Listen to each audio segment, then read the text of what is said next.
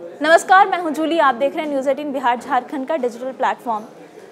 मंगल और चांद पर जाने के बाद अब भारत शुक्र ग्रह पर जाने की तैयारी में है। शुक्र ग्रह को लेकर के कई तरीके की बातें कही जाती हैं कि ये पृथ्वी से काफ़ी मिलता जुलता है, वहाँ पर ऑक्सीजन भी है, लेकिन वहाँ का तापमान इतना ज़्यादा है कि वहाँ पर कोई जीवित नहीं रह सकता है।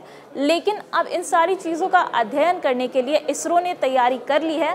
ठीक 4 साल बाद शुक्र ग्रह पर यहाँ से एक विमान भेजा जाएगा जो कि उसके ऑर्बिट में जाकर के उसकी पूरी स्टडी करेगा और ये पता लगाने की कोशिश करेगा कि जो समानता है पृथ्वी में और शुक्र ग्रह में वो कितनी है और यहाँ पर क्या क्या संभावनाएं हैं।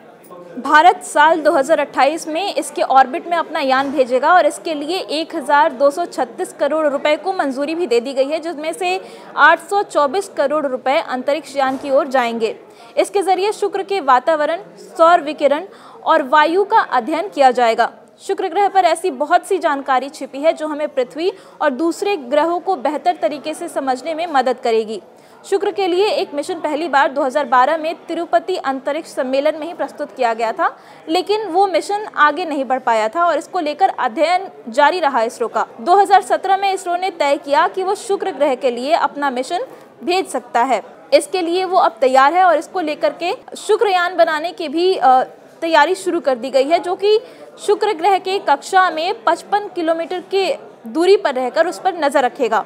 अब आइए इस ग्रह के बारे में अब तक क्या क्या जानकारी है इसकी भी बात कर लेते हैं। जहां मंगल और चंद्रमा पर जीवन के लिए स्थितियां अनुकूल नहीं है, तो वहीं शुक्र पर हालात जीवन को खत्म कर देने वाले हैं। चंद्रमा और मंगल पर उपकरणों के साथ जिंदा रहा जा सकता है, तो शुक्र ग्रह पर ऐसा असंभव अभी तक माना जाता रहा है। शुक्र ग्रह पर ऑक्सीजन है, लेकिन उस रूप में नहीं है कि उससे सांस ली जा सके। वैज्ञानिकों ने शुक्र के वायुमंडल में दिन और रात दोनों समय पर परमाणुक ऑक्सीजन का पता लगाया है और यह ऑक्सीजन वहां के वायुमंडल में सल्फ्यूरिक एसिड के बादलों को दो परतों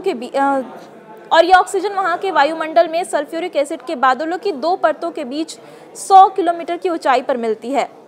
ऑक्सीजन का निर्माण दिन के समय में होता है, जब सूर्य की पराबैंगनी किरणें कार्बन डाइऑक्साइड और कार्बन मोनोऑक्साइड को तोड़ती हैं। फिर हवाएं कुछ ऑक्सीजन को रात की ओर ले जाती हैं।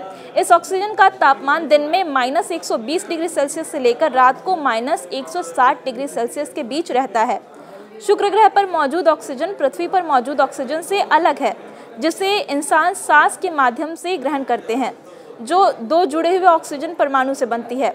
शुक्र ग्रह पर ऑक्सीजन एक स्वतंत्र रूप से तैरते ऑक्सीजन परमाणुओं से बनी है और यही वजह है कि वो फेफड़ों को खराब कर सकती है और वहाँ पर इंसान जीवित नहीं रह सकता। वहाँ का वायुमंडल कार्बन डाइऑक्साइड और सल्फ्यूरिक एसिड के बादलों से भरपूर है।